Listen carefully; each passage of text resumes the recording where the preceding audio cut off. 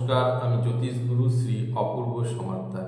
আজকের বিষয় হলো মাঙ্গলিক দোষ কি, কিভাবে হয় মাঙ্গলিক দোষ, এবং মাঙ্গলিক দোষ থাকলে জাতক জাতিকার বা ছেলে মেয়ের থাকলে কি ক্ষতি হয় সেই ব্যাপারে ভিডিওটি দেখুন, তাহলে বুঝতে পারবেন মাঙ্গলিক দোষ কতখানি ভয়ানক। তো মাঙ্গলিক দোষ কি, কিভাবে হয়, কি কারণে হয়, এবং মাঙ্গলিক দোষ থাকলে কি ক্ষতি হয় একজন জাতক জাতিকার।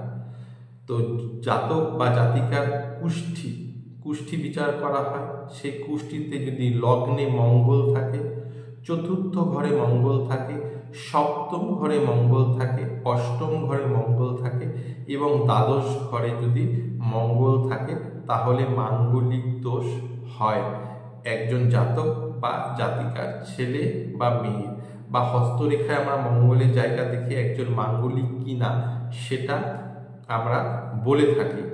তো মাঙ্গলিক জাতক বা জাতিকারা বা মাঙ্গলিক যুক্ত দোষযুক্ত মানুষেরা প্রচণ্ড আত্মসম্মানী হয় ও অত্যাধিক কঠোর হয়, মানে কঠোরতা অবলম্বন করে চলে। এই কঠোরতা সর্বদা দুঃখ দেয়। বৈদিক জ্যোতিষ অনুসারে অশুভ মঙ্গলের উপর যদি শনির দৃষ্টি থাকে তাহলে মাঙ্গলিক দোষ কেটে যায়। আবার স্বামী স্ত্রী দুজনেরই যদি মাঙ্গলিক দোষ থাকে তাহলে মঙ্গলের যে দোষ বা মাঙ্গলিক দোষ সেটা ফলপ্রসূ হয় না বা সেটা খণ্ডন হয়। অন্যথায় স্বামীর মঙ্গলের দোষ স্ত্রীর উপর, না হলে স্ত্রীর মাঙ্গলিক দোষ স্বামীর উপর পড়ে। ফলে স্বামী বা স্ত্রীর মৃত্যু অথবা তাদের মধ্যে বিচ্ছেদ বা ডিভোর্স হতে পারে। দাম্পত্য জীবনে অশান্তি দেখা যায়। যদি মাঙ্গলিক দোষ থাকে তাহলে দাম্পত্য জীবনে চরম অশান্তি দেখা যায়। অতিরিক্ত রাগের কারণে জাতক জাতিকা সুখ থেকে বঞ্চিত হয়। রাগ মানুষকে বিবেক বুদ্ধি নষ্ট করে আর বিনাশকালে বুদ্ধি নষ্ট হয়। উত্তেজনা দৈহিক হোক আর মানসিকই হোক আর রাগাত্মকই হোক বা রাগ হোক, সেই মঙ্গল সর্বদা অশুভ ফল দিয়ে থাকে। যদি জাত গোষ্ঠীতে প্রথম হাউস, চতুর্থ, সপ্তম, অষ্টম এবং দ্বাদশে মঙ্গল থাকে, এছাড়া হস্তরেখায় জন্মগোষ্ঠীতে যদি মঙ্গল মাঙ্গলিক দোষ করে থাকে তাহলে কিন্তু আপনাদের বিবাহিত জীবন কি হয়, সমস্যাপূর্ণ হয়, ঝামেলা ঝঞ্ঝাট হয়। মারা যাবে এমন কথা বা বৈধব্যযোগ আসবে এমন কথা নয়, কোনো কারণে ডিভোর্স হতে পারে। স্বামী স্ত্রীর অকারণে শারীরিক কষ্ট, মানসিক কষ্ট, অনেক অর্থ ব্যয় হয়ে যাওয়া। শুভ কাজে মাঙ্গলিক কথার অর্থ হলো মঙ্গল, সে মঙ্গল অশুভ থাকলে, মাঙ্গলিক দোষ থাকলে জাতক জাতিকার শুভ কাজ ব্যাহত হয়। বিবাহিত লাইফ, দাম্পত্য লাইফ অশান্তি হয় যদি এই দোষের যদি প্রতিকার না করা যায়, খণ্ডন না করা যায়, তাহলে কিন্তু মাঙ্গলিক দোষ খুব একটা শুভ দোষ না। মাঙ্গলিক দোষ খুব খারাপ দোষ, ভয়ানক দোষ। তো বিয়ের আগে মাঙ্গলিক দোষ খণ্ডন করে তবেই বিবাহিত জীবনে পা রাখা উচিত। এবার যেই ঘরগুলোতে মাঙ্গলিক দোষ সৃষ্টি করছে, মাঙ্গলিক দোষ থাকলে কি ক্ষতি হয় সেটা আপনারা জানতে পারবেন। যদি মঙ্গল প্রথম ঘরে থাকে, মানে লগ্নে যদি থাকে, হ্যাঁ, দৃষ্টি যদি থাকে সপ্তম ঘর, অর্থাৎ সপ্তম ঘর মঙ্গল লগ্নে থাকলে সপ্তম ঘরে দৃষ্টি দিবে।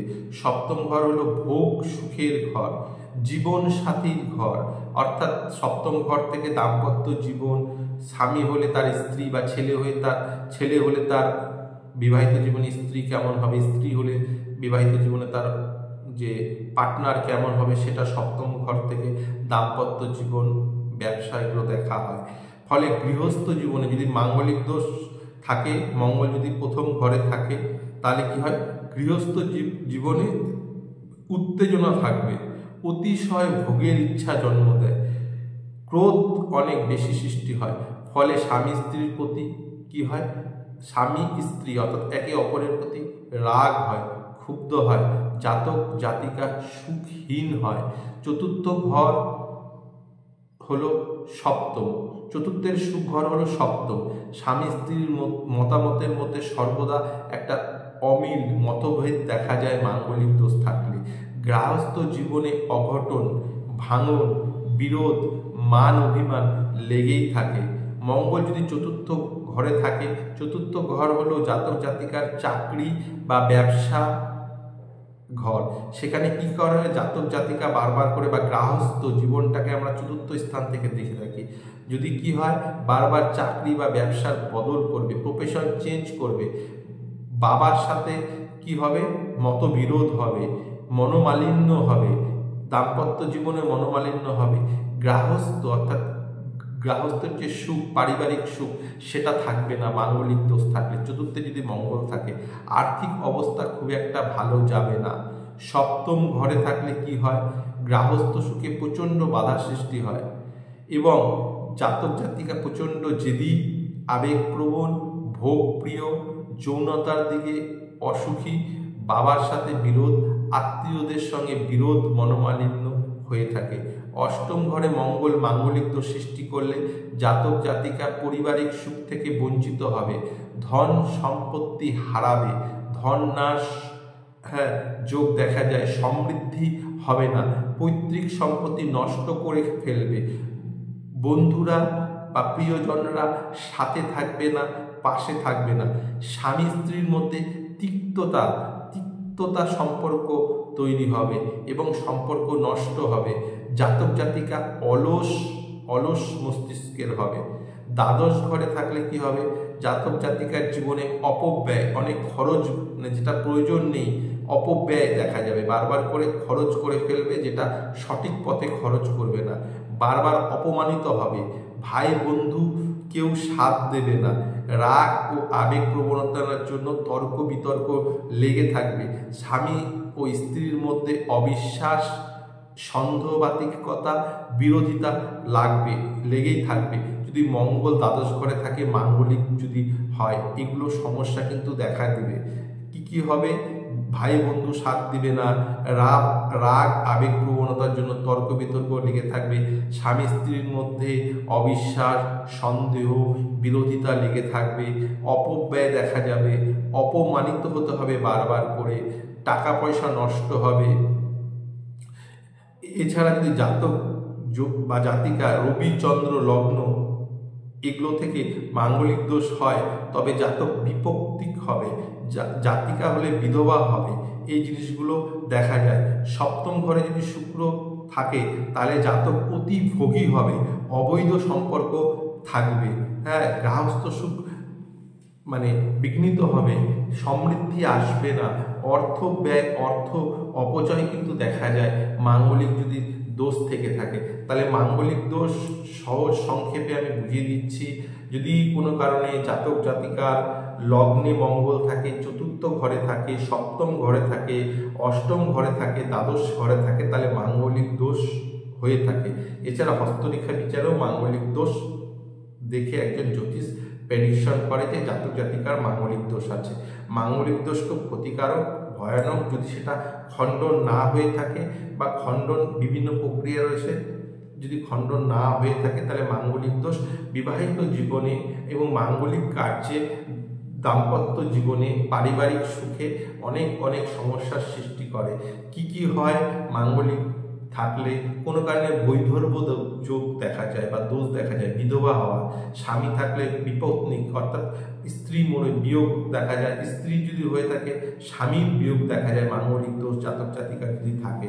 আর কি হয়, ভাই বন্ধু পরিবার কেউ সাপোর্ট করে না, সাথে থাকে না, বাবার সঙ্গে মত পার্থক্য হয়, জাতক জাতিকা অত্যাধিক কঠোর মনের হয়, অনেক আবেগপ্রবণ হয়, কল্পনাপ্রবণ হয়, রাগী হয়, বাক্য সংযম থাকে না, কথায় কথায় রাগ, মঙ্গল দঙ্গল সৃষ্টি করে, ঝগড়াঝাঁটি, অশান্তি এগুলো দেয়, স্বামী স্ত্রীর মধ্যে ডিভোর্স, মত পার্থক্য, ভোগের লিপ্সা, শুভ কাজ থেকে বঞ্চিত হওয়া, অনেক কারণে অর্থ খরচ হয়ে যাওয়া, ব্যয় হয়ে যাওয়া, বা কোনো কারণে সেভিংস না হওয়া, সেটা অপব্যয়, অপ্রয়োজনীয় ব্যয় হয়ে যাওয়া, অবৈধ সম্পর্ক, সন্দেহবাতিকতা, বারবার চাকরি ব্যবসার বদল, এছাড়া মনোমালিন্য, গৃহস্থ সুখ, পারিবারিক সুখ থেকে বঞ্চিত হওয়া, আর্থিক অবস্থা খুব ভালো না যাওয়া, যৌনতা, অত্যাধিক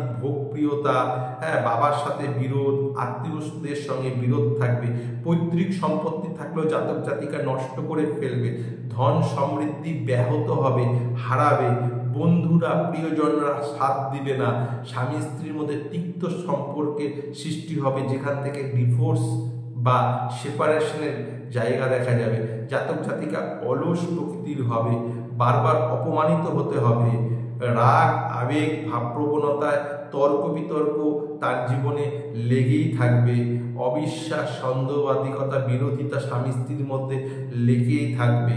এছাড়া কি হবে, যতই চেষ্টা করুক না গৃহস্থ জীবনে বা পারিবারিক জীবনে সুখী হতে পারবে না, সুখ কখনোই পাবে না, হ্যাঁ, অবৈধ কাজে লিপ্ত হবে, ভোগী হবে।